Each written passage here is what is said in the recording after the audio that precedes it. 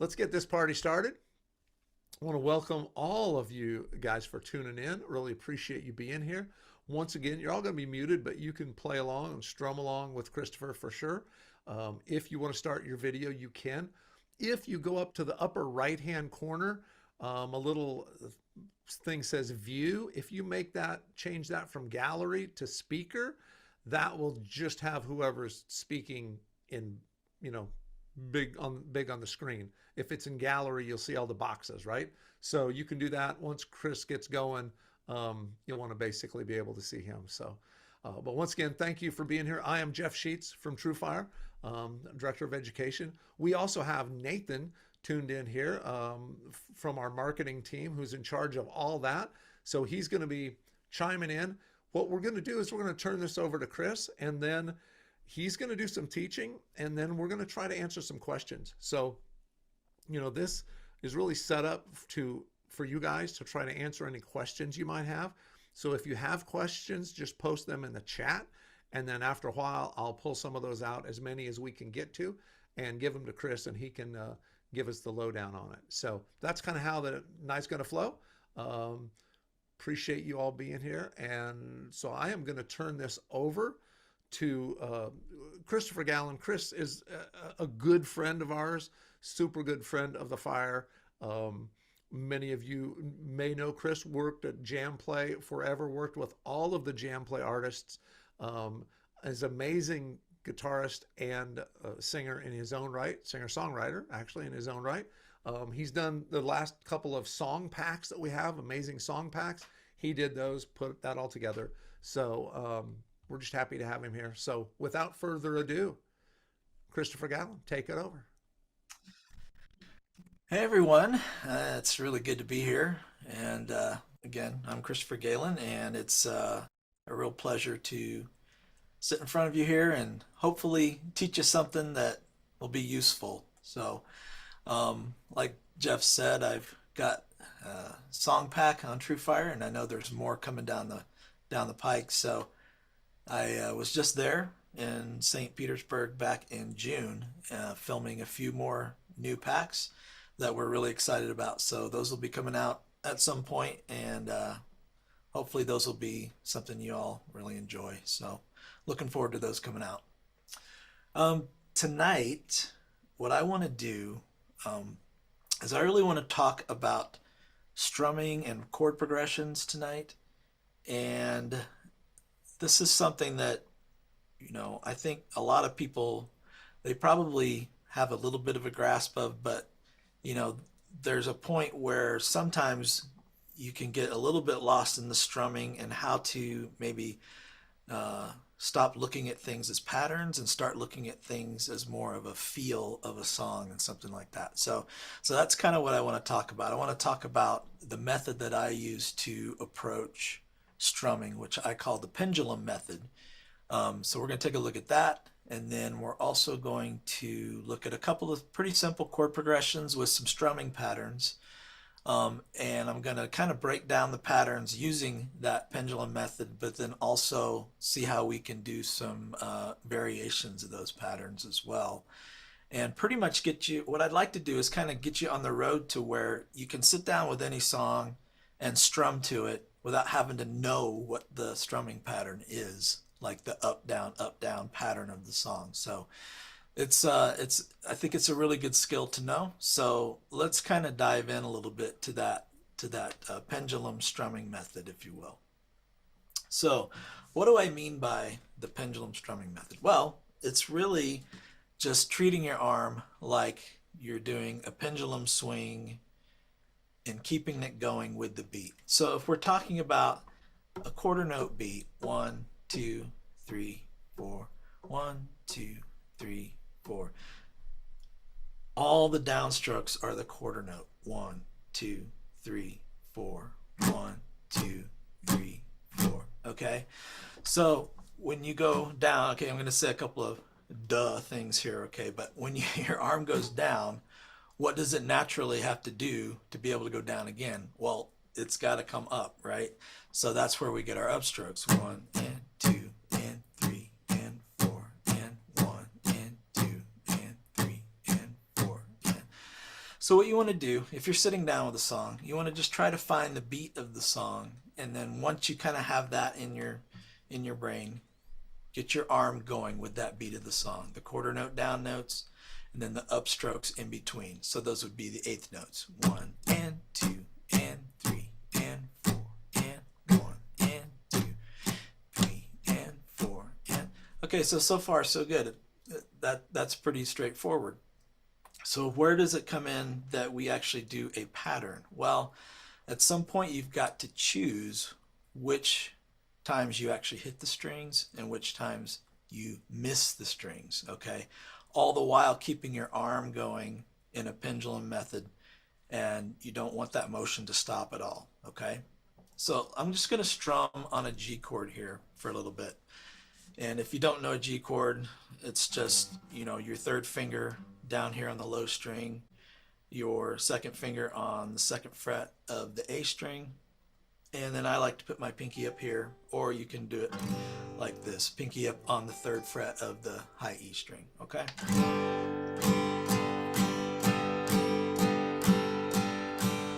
So I've got my arm swinging, I'm just doing eighth notes, 1 and 2 and 3 and 4. So if I want to kind of change it up, maybe miss a couple of hits,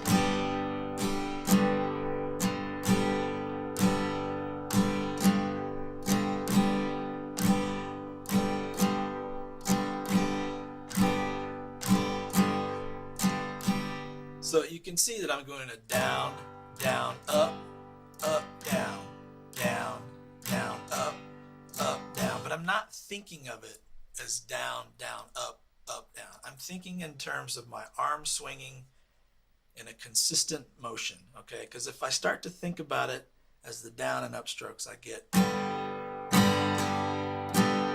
can get really choppy really quick. So you want to develop a sense of feel with the song or with the chord progression that you're playing through, okay? So what does it mean to have feel? Well, to have feel in a song, it's really to lock in with not only just the beat, but to get to where you're not really thinking about the strumming pattern. You want to get to where you can play along with a drummer or maybe another guitar player or something like that, and be able to just feel the vibe of the song.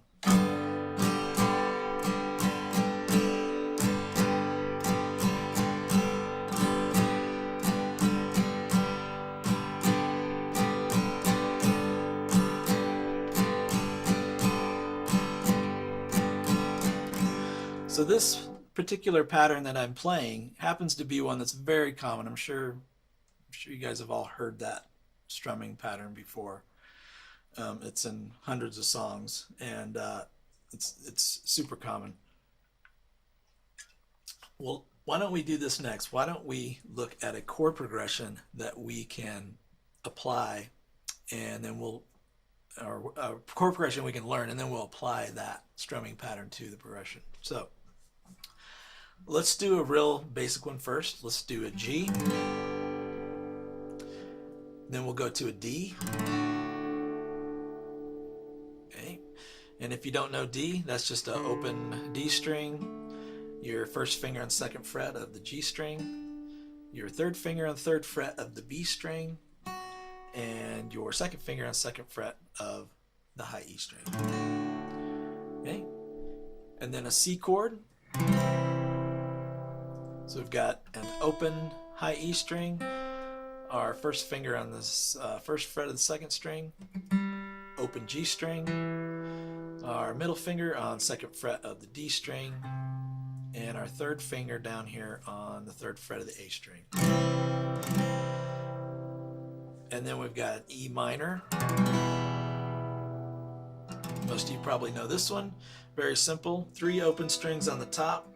Then we've got our third finger on second fret of the D string, and we've got our middle finger on the second fret of the A string, and then an open low E string.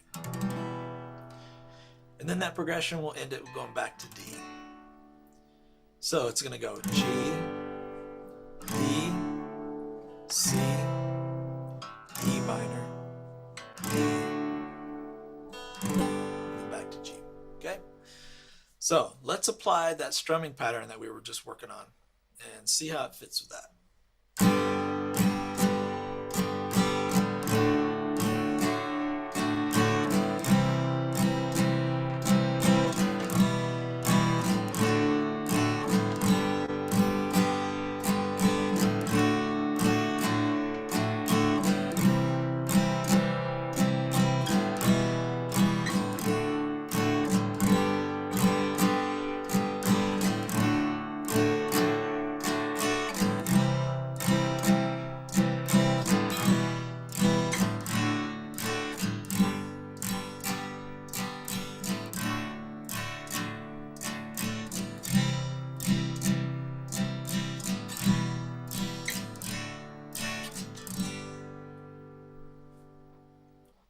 Now, one thing you might have noticed there is as we're doing that pattern, the down, down, up, down, up, we're doing like one measure, and then one measure,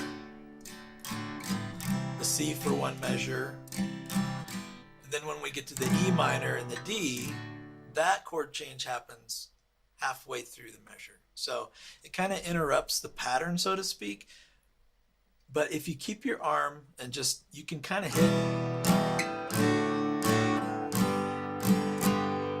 you can kind of just accent each of those chords.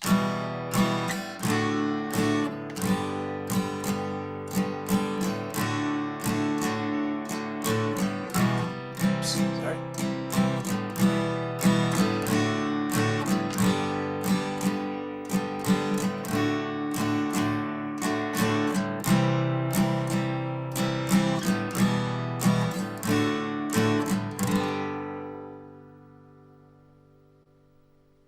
Okay, so let's talk about how we might be able to do some variations of that strumming pattern. So if we're doing something at that particular tempo, 1, 2, 3, 4. Now I'm gonna keep applying the pendulum method, and I'm just gonna change the times that I hit the strings, if that makes sense. Okay. So let's try. I'm gonna start out with the pattern we were learning, and then I want you to just listen, and you're going to hear me vary it up a little bit.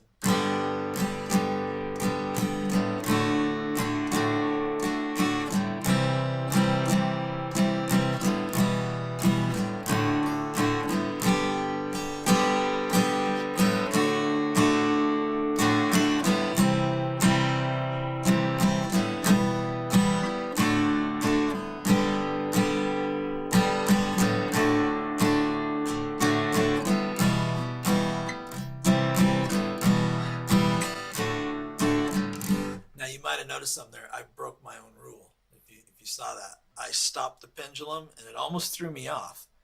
But what I did is I got right back on it and kept the arm swinging. What I did was I went. And that's not what you want to do, because that will break the kind of the feel of the song. So let me do that again, and this time I'm going to choose a different pattern, a different. It's really, I don't even think of them as patterns. I think of them as just, I'm making choices of whether or not to hit the strings during this particular chord progression, okay?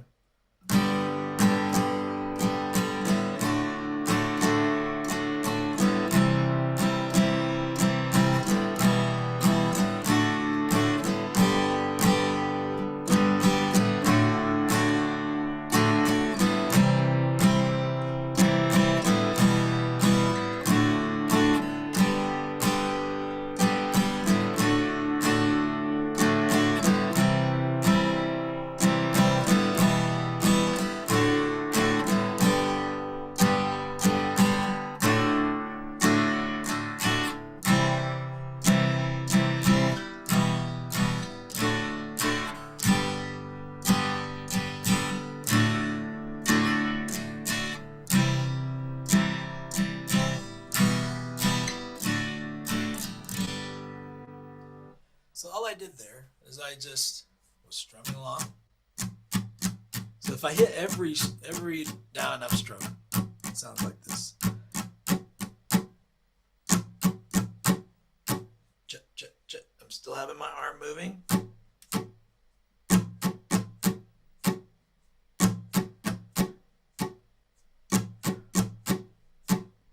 And what this allows you to do is if you learn a song and you kind of get the basic feel. Now, don't get me wrong, there are definitely songs that you're going to want to learn that have a specific strumming pattern that are really key to, the song sounding like what it's supposed to sound like. But a lot of times, once you kind of get that basic vibe, you can change it up in little sections of the song. You don't have to change the entire song. You can change maybe like towards the end of a chorus or something. You want to strum it a little bit differently. And you can just kind of change the feel up there. So I encourage you to just play around with that. Like if you have some songs that you know, try to just sit down with them and apply this method and see what you can come up with, all the while just keeping your arm going with the beat of the song. All right, let's take a look at a little bit more challenging chord progression and a little bit more challenging feel. This one is going to be this one's going to be in the key of E. So if you're not familiar with playing in this key, it has some chords in the key that are a little bit of a challenge, but I'm going to show you a couple of ways to play these that can be a lot of fun actually, and give the chord voicings just a lot more flavor. So, all right. So this progression is going to be E, and if you don't know E, open low E string, and then we've got fret 2 on A string, fret 2 on D string, fret 1 on G, and then open. And then it goes to a C sharp minor. Now this is a bar chord, and if you're not familiar with playing bar chords, don't sweat it right now. I'm going to show you a way to play this in a minute that's going to eliminate the need for a bar chord. But a C sharp minor is up here on the 4th fret with the bar, and then you play what looks like kind of an A minor shape after that bar. So we've got middle finger on the 5th string, and then we've got pinky and ring on the 6th string. Then we're going to go to A. There's a lot of different ways to play A. Some people like to flip their fingers like that. I put mine all in a row like that. Some people just do a bar across, which also works. Any of those methods are good. Or you can even play it with those 3 fingers. And those are all in the 2nd fret on the D, G, and B strings, and then an open A and an open E around it. And then the last chord in this progression is a B chord. Now, B is a little bit tricky. A lot of times, what most people end up doing is playing a B7, because that's still kind of somewhat of an open chord, or you can play it like this, a double bar. So you're barring on the 2nd fret, and then you're barring the 3 notes in the middle here on the 4th fret. So we've got E, we've got C sharp minor, we've got A, and then we've got B.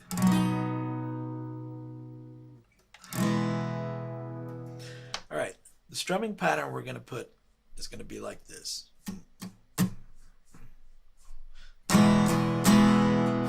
Actually, this one we're going to kind of double time the strum. So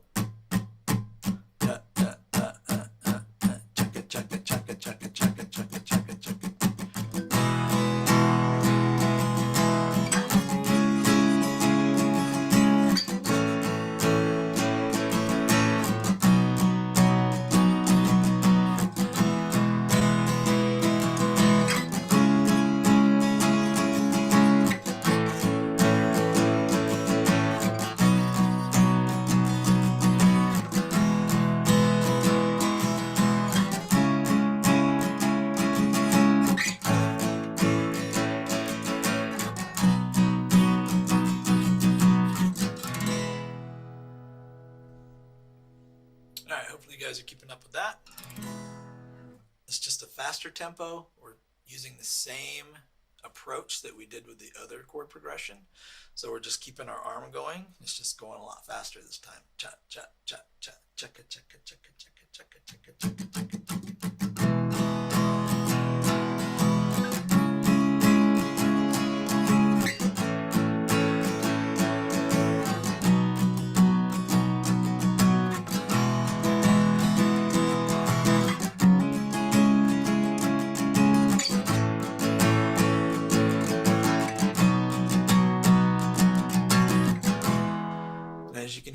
I start to vary it up, just like we did with the last one.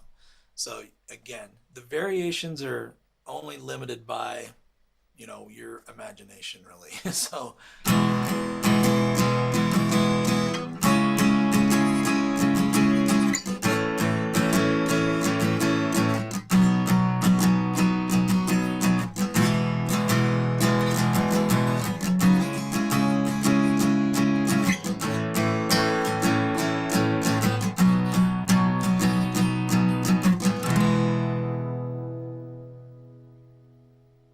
okay, I'm going to show you a fun way to play this progression with some different voicings. It's actually, in my opinion, is in some ways a lot easier to play than the positions that I already showed you. So let's take a look at playing an E. If you know your bar chords up the neck, you know that if you go to and you put your bar across the 7th fret here, that is also an E chord. What we're going to do, since we have this open E and this open B, those notes fit very nicely in the E chord. So we're just going to take this bar and drop it down to where we're not actually barring the notes anymore. We have a low E open. We've got our first finger on the 7th fret of the A string, our 3rd and 4th fingers on the D and the G string respectively, and then we've got the open B and the open E. So technically, if you want a little theory here, that is actually an E5 chord. It does not have a 3rd in it. So it's just basically a really open sounding E power chord.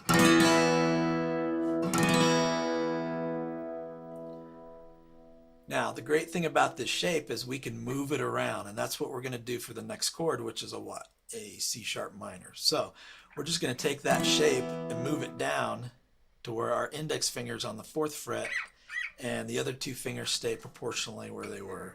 Now, we're not gonna strum that low E string because it makes it sound kind of muddy. So this one you just want to strum from the 5th string. Isn't that pretty? That's a pretty chord. Or you can also mute the low E string, and there's a couple of ways to mute it. You can take your middle finger, which is just kind of not doing anything here, and just slightly rest it on the low E string. Or you can take your index finger and kind of push it up against the bottom of that low E string. Okay, so we've got E. We've got C sharp minor. Now, our next one is A. We want to keep with that open sound. So what we're going to do is play what is called an A sus2 chord, okay? And what that is if we played our A like this we did earlier, just drop your ring finger or the finger that you have on the B string, 2nd fret. Not necessarily your 3rd finger. Okay, so now we've got the E, C sharp minor. Now, to make this even easier, instead of us flipping our hand like this, we're going to slide these 2 fingers that we have on our C sharp minor and just slide them right down to that 2nd fret. Okay?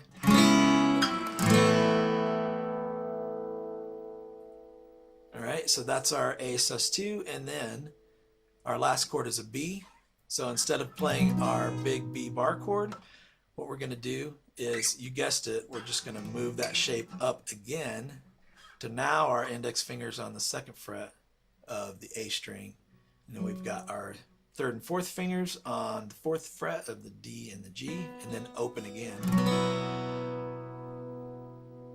It's not a pure B chord sound. It is, I believe, probably a sus4 chord. But in the spirit of keeping that open kind of a strumming, it actually sounds really cool. So let's try that again. Let's try the whole progression. We've got E. We've got C sharp minor. We've got A, sus2. And we've got B. So remember our strumming pattern that is was cha cha cha cha cha cha cha cha cha cha cha cha cha. Let's try that with this progression. 1, 2, 3, 4.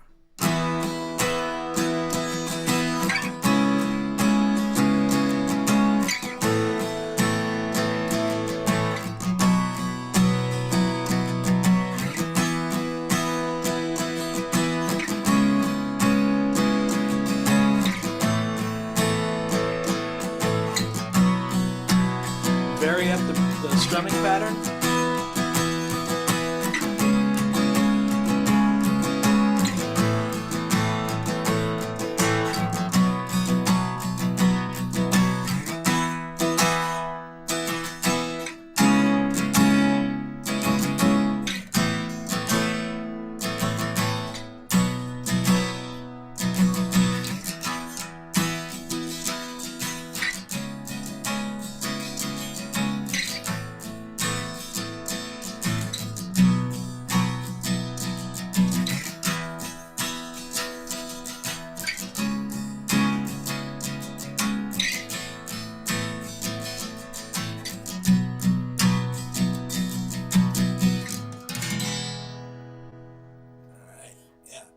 On the low E or on the E up here. Either one works. So that's kind of a fun approach to playing in the key of E. It doesn't work for every song, but you can actually use that on quite a few songs. It's not really something you'd want to use on a blues song, but more of a pop song or acoustic rock kind of a song. So pretty fun stuff there. Okay, let's talk about some songs that maybe we could take a look at that might be kind of fun to just explore the strumming pattern. I've got one pulled up here. I don't know, Jeff, can I share my screen at all with these guys? Let me see. It's possible. See if I can make it work. I should have asked you that earlier.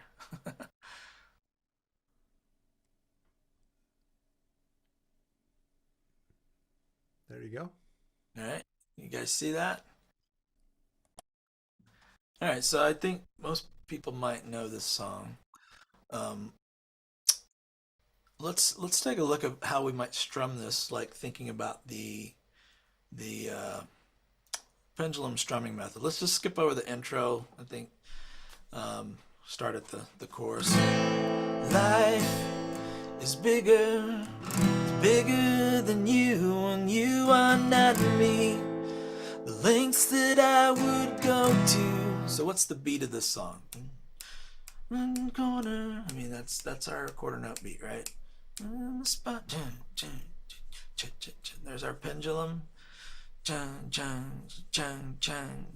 I don't remember exactly what the strumming pattern is on the REM original song, but we can kind of make our own and make it work, right? Life is bigger than you, and you are not me. The lengths that I would go to, the distance in your eyes. Oh no, I said too much, set it up. That's me in the corner, that's me in the spotlight, losing my religion, trying to keep up with you, and I don't know if I can do it. Oh no, I said too much, said enough. Thought that I heard you laughing, thought that I heard you sing. I think I thought I saw you cry.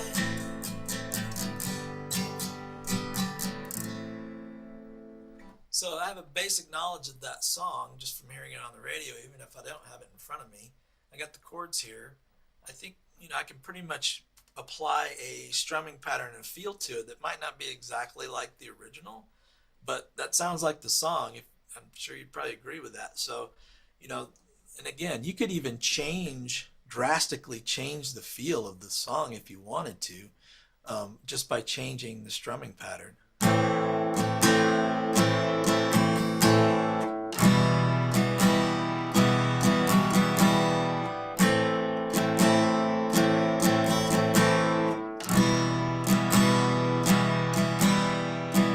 Life is bigger than you. You are not me. Lengths that I would go to, distance in your eyes. Oh no, I've said too much, set it up. So that's kind of a fun thing you can do. Like that, playing the strumming pattern like that, it made it feel like almost slower, even though the tempo was the same. It had a halftime sort of a feel to it. So that's kind of a cool thing you can do with, you know, taking a song, applying this method to it, and then being able to change and vary up the strumming pattern to get a different feel for it. So if we've got any questions coming in here, feel free to type them in the chat, and I'd love to engage and answer some questions for you guys. Absolutely. And so here's a question for you, Christopher. Um, what about sort of beginner single note playing, like picking through arpeggiating chords? What would you suggest for that? How would you get started in doing something like that? I think for me, when I first started playing, and I did have a good grasp on some strumming and chords first, but there came a point where it was like somebody needs to play a solo on this song. Even as a 14-year-old, I knew that somebody had to play a solo on the song. So, at some point you want to try to, get yourself in that position. What I would say is take a really basic melody that you know really well and pick it out on the guitar. Now, if playing something by ear is not your thing, you can probably find a tab for, you know, Twinkle Twinkle Little Star or something like that. But the point is to be able to, let's say, okay, I want to play that in the key of G.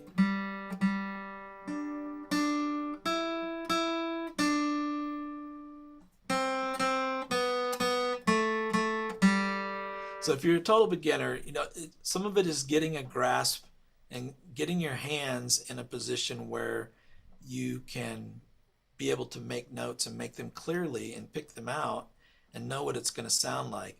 And that's when you actually start learning about intervals, which is really just the distance between notes.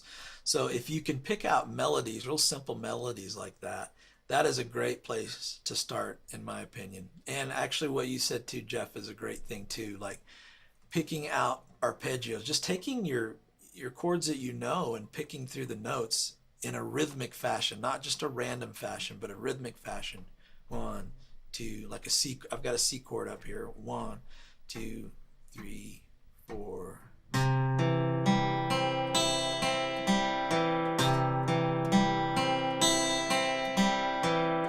Now what I did there is I went down strokes on the way up and up strokes on the way down. You can also alternate that.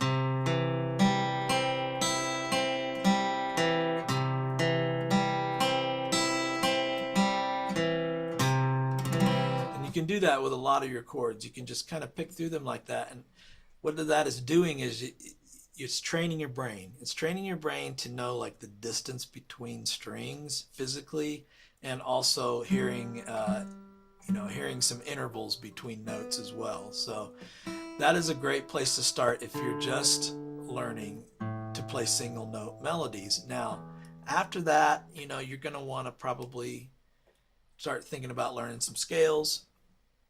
The first scales you want to learn are going to be your minor pentatonic, major pentatonic, and your major scale. and we're not going to get too deep into that. But those are three scales that you can learn that are going to be the basis for so many things that you'll do playing single note melodies, and even later getting into soloing and improvising. Those work as a great basis and a foundation for that kind of thing. But I would say to start with, yeah, it's great to just be able to pick out a melody, like sing it in your head, find the notes. It could even be a melody that you make up in your head. Sing it to yourself first and then find the notes on the guitar. That's a great place to start. That is good. That's really good advice for everybody, actually, beginners and even players that are further along. Listen and play. That is true, Jeff. I do that all the time when I'm creating a solo for one of my original songs, even, is I try to sing out a melody first, something that is catchy and memorable, and then I take it to the guitar. So it's a skill that you'll use a lot. That is awesome. Awesome.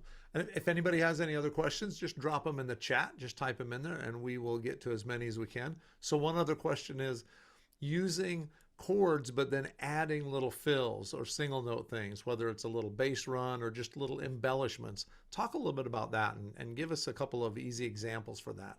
Yeah. Oh, this is one of my favorite things to do. Adding embellishments to chords. And like Jeff said, sometimes you can do like bass walk-ups, or you can do kind of hammer-ons within a chord, things like that. That really add a lot of spice to what you're doing. So if we take a look at that progression that we were working on earlier, the C, or the one in the key of G, I believe it was G, D, C, E minor, and then back to D. And let's look at a way maybe we can embellish some of that. Okay.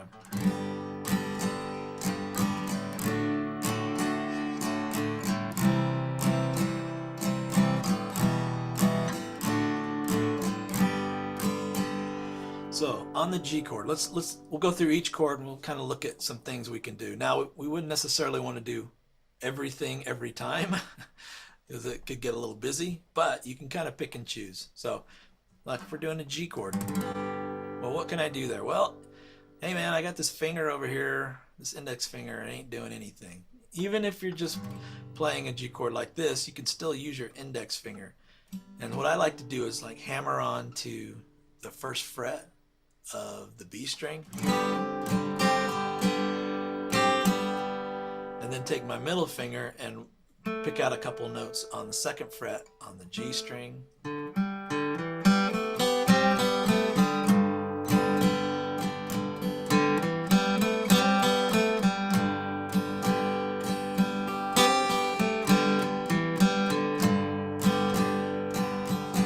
My guitar's not wanting to stay in tune here quick. But anyway, you can see how you can do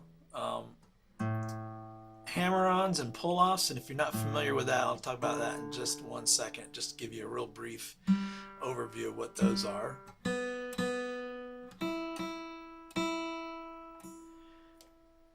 Now, a hammer-on is when you take a note, you pluck the note, and then you hammer on the note. So right here I'm hammering on from the open G to the second fret. So I'm not plucking that second note, it's just hammering on. And then a pull-off is kind of the opposite. You pluck the note, pluck the fretted note, and then pull off.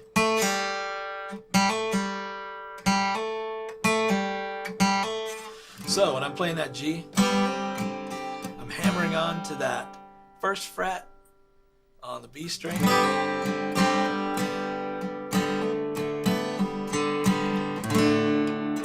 Now let's look at D, okay? So on D, what can you do there? Well, there's a couple different things you can do on D. You can add your pinky up here to make a D sus4.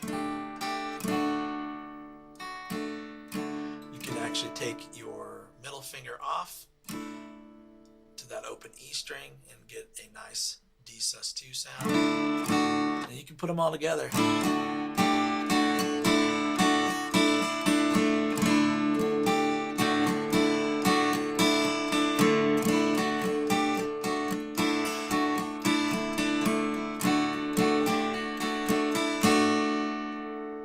What about C? All right, well, in C, you could kind of take your index finger off, but that kind of creates a really different type of chord when you do that. So you don't always want to do that, but it can work if you take your index finger off. Also, you can take your middle finger and hammer on right back to where it is.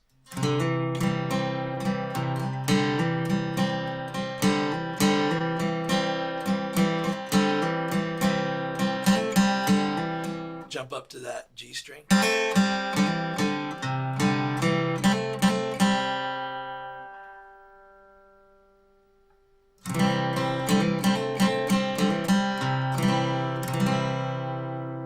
And then E minor. E minor, you can do a couple of things. You can hammer on either of the notes that you have fretted there.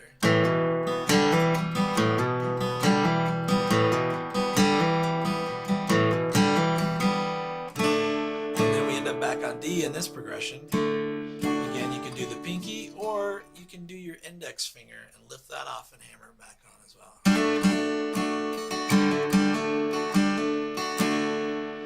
So let's play that progression that we played earlier, and I'm going to try to add a few things in there and see if I can make it sound okay and not make it sound too busy. So.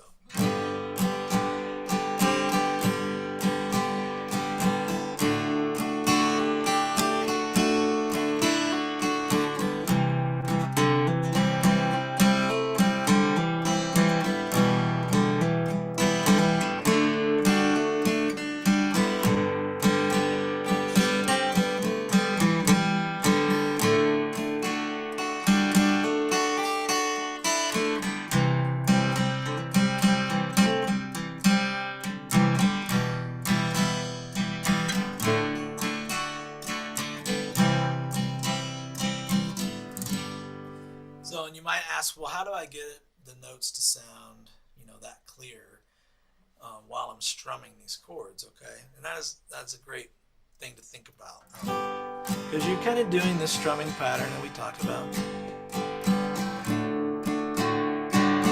and you can move the notes around.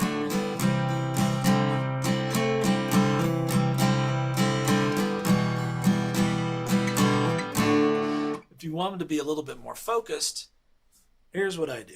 I take my right hand and I'm moving it back and forth, and I focus the strum down to it's very small, okay? I'm barely moving.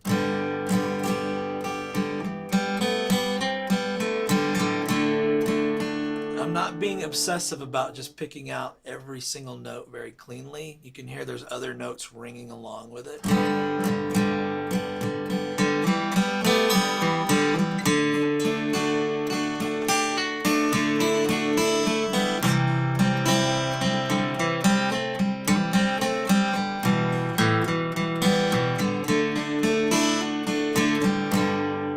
You can pretty much keep the same pendulum type of method going, even when you're doing that focused little picking type of strum right there.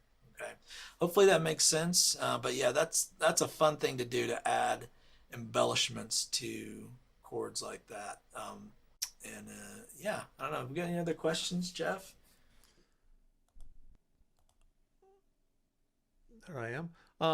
Let's see if we got any other questions here. Does anybody have any questions? I know we're going to be wrapping this up here soon. So if you've got any questions, fire away, drop them in the chat. You can ask questions about things that Christopher is covering right now, or anything else. Especially if you're a beginner or late beginner, or just getting started, or even up to intermediate players, feel free to ask any questions. He can answer anything you would like to know. And I think he might play us a couple songs here. I think we're going to have a couple other songs played out. Is that right, Christopher? I can play a song. Yeah. Songs. Let's do it. Anybody got any requests? We do have a question here. Let's just do that before we turn you loose on finishing up with some songs. Yeah. Is the strum the same for electric guitar? That's a good question. That is a good question. Generally speaking, yes. Like, the difference between electric and acoustic guitar is really just about the electronics. So You can play the same things on either guitar. Some of it's just going to depend on what you're trying to what you're trying to accomplish. If you're trying to play rock songs with a lot of heavy distortion and power chords, playing that on acoustic, I mean, you can do it, but it's not obviously going to sound the same. So if you're trying to execute these strums that we were talking about tonight on your electric guitar, you can absolutely do that, no problem. And in fact, if you're just getting started on the guitar and you have an electric guitar, it's I totally would recommend that because it's going to give you a good foundation of rhythm either way. And then you can kind of morph that later into specific things for the electric and the genre that you're playing. Very cool. The only request you've had so far is Freebird. So, Oh, I'm not even sure if it's been so long since I played that. I don't even know if I remember all right. that. Well, you play something you want to play. Give us a little taste of some options. Maybe something that if you've got the chords or something easy that everyone could play along with. Yeah, how about a Beatles song? Sounds great. I'm gonna share this on my screen here. Got it to work before. I should be able to do it again, right?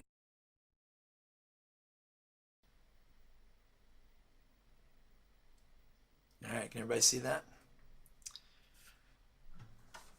Okay.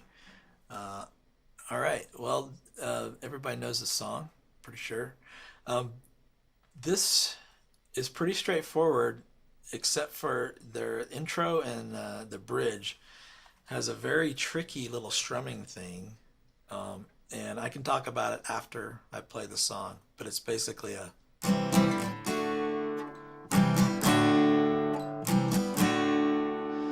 And the way to play that is to actually start with an upstroke.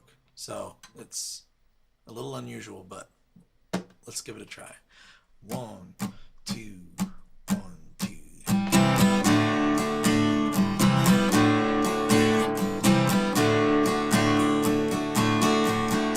Oh yeah, I'll tell you something. I think you'll understand when I say that something. I wanna hold your hand. I wanna hold your hand. I wanna hold your hand.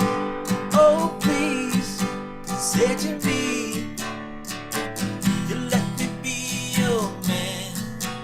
And please, say to me, you let me hold your hand. Now let me hold your hand. I wanna hold your hand. And when I touch you, I feel happy inside. It's such a feeling that my love I can hide, I can hide, I can hide. Yeah, you got that something I think you'll understand when I say that something. I wanna hold your hand. I wanna hold your hand. I wanna hold your hand. And when I touch you, I feel happy inside. It's such a feeling that my love I can hide, I can hide, I can hide. Yeah, you got that something I think you'll understand when I say that something. I wanna hold your hand. I wanna hold your hand. I wanna hold your hand. I wanna hold your hand.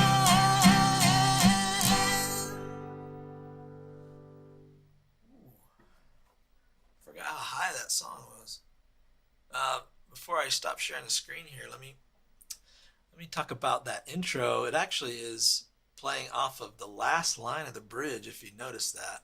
So the I can't hide, I can't hide, I can't hide is the same as the intro of the song. So if you start with an upstroke on that, that's the best way to approach that. Up, down, up.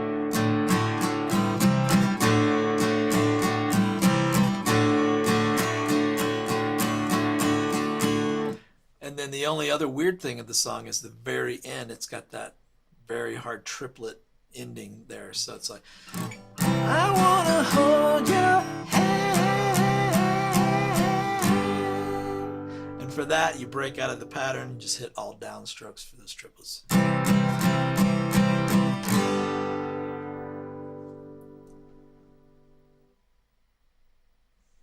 All right, so that's a fun song. That the Beatles songs are always fun. That is a good one. So we've got another good question here. It says, I'm enjoying your classic rock song pack. What advice do you have for preparing for an acoustic open mic night? Ooh. Well, first of all, know what you're going to do. Now, I'm a planner personally. There's some people that like to do things off the cuff. That's not me. I like to plan things out. So, just have a real clear idea of what you want to do, what song you want to do, and then just really practice it. Get it down to where it's kind of almost second nature. You don't have to really think because, you know, honestly, when you're doing these open mics, you get up on the stage. There's a lot of distractions going on.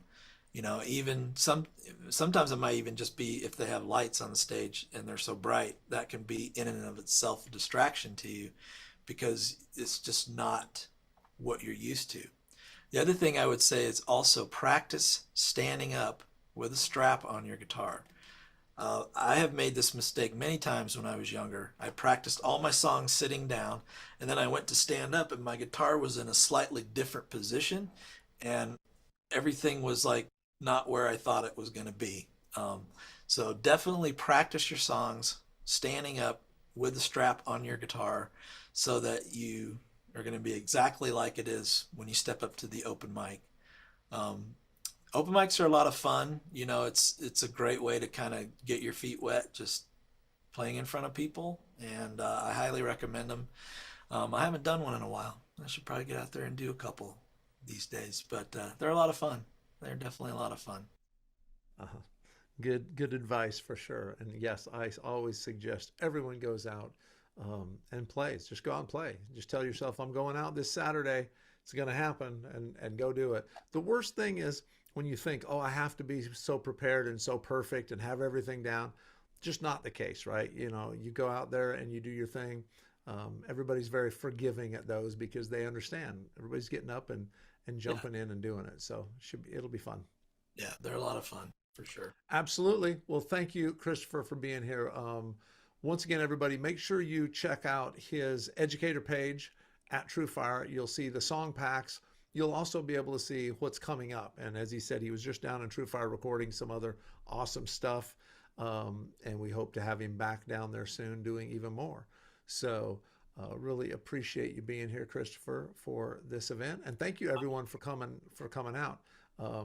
It's been fun. So we'll do it again, but let's go out with playing a song. Let's play a tune out for us. How's that All sound? right, let's see. Let me find one here. Let me get another one queued up here. Yeah, get one queued up that we can do. That's awesome, man. Yeah, I think everyone really enjoyed it tonight. Some good tips there. And once again, the song packs are really good because he shows you how to play through it, um, go through all of the stuff. And yeah, this will be up for if you want to watch a replay of this and play along, try those rhythms again. This will be up on the TrueFire YouTube channel tomorrow. So check it out. All right, I'll do one here that I usually play in my live shows, and let me see if I've got a version with the capo on it here. Everybody can play along with.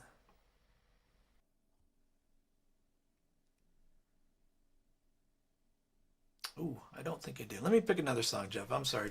Oh, Kill that's some all time. right. Kill some time. Uh, That's all right. You just find the right one. It's got to be the big ender, right? You got to have a big ending song. That's right. Always used to, certainly the best advice you gave there was to practice standing up. Practice in the situation like you're going to do on stage. If you want to go out and jump up on stage, get yourself in that mode, right? Where you basically are practicing like you're going to perform, which is what I always say, practice it like you're going to perform it. That way you'll be ready. Because there will be, variables, whether it's lights or the monitors are too loud or you can't hear the monitors at all. There's always something that'll throw you off. So the more comfortable you are with your guitar standing up and being in the right position, definitely the better off you're going to be. Agreed. Agreed. Okay, I got one here. This is a classic. Nice. It says capo second fret, but we're just going to play it without the capo here. Let me share my screen. Be brave. Be brave, yeah. All right, let's see here. Can you guys see that? Yep. Okay. All right. This is a classic by the band. So let's play this. We'll play this on the way out here.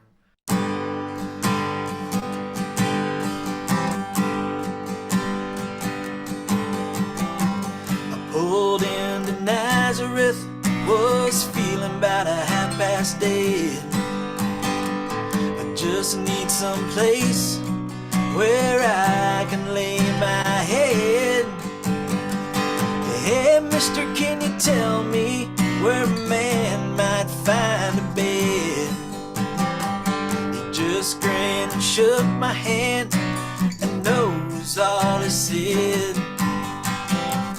Take a load off Annie, take a load for free.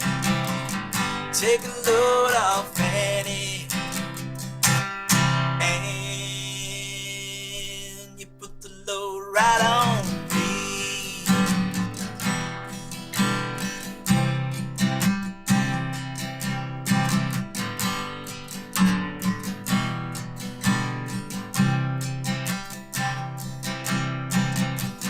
Picked up my bag, went looking for a place to hide. When I saw old Carmen and the devil walking side by side, I said, hey Carmen, come on, let's go downtown. He said, well, I got to go, but my friend can't stick around. Take a load off Annie, take a load for free. Take a load off Annie, and you put the load right on me.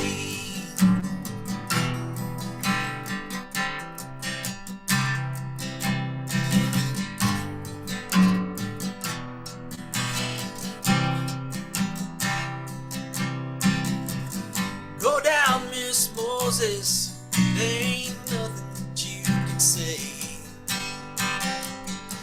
It's just old Luke, and Luke's waiting on the judgment day. Well, Luke's my friend, what about young Anna Lee?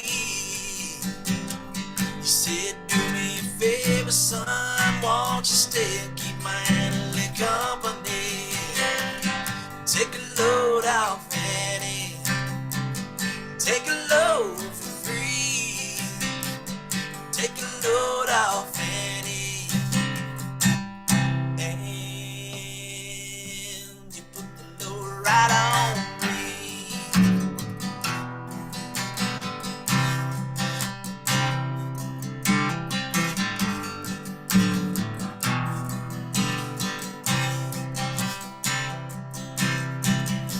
Crazy Chester, he followed me, and he called me in the fall.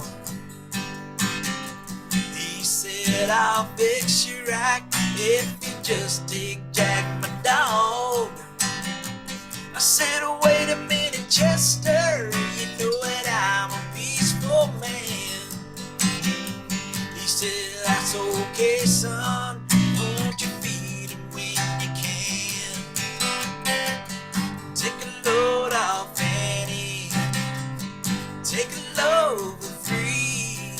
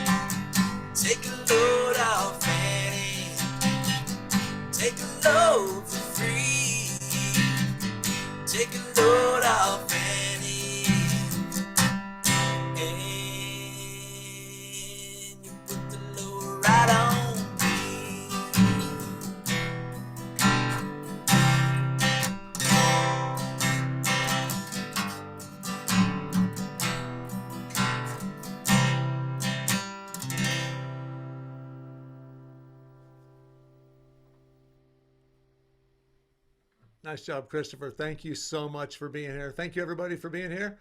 That sounded awesome. Check out Christopher's page, and we will see you next time.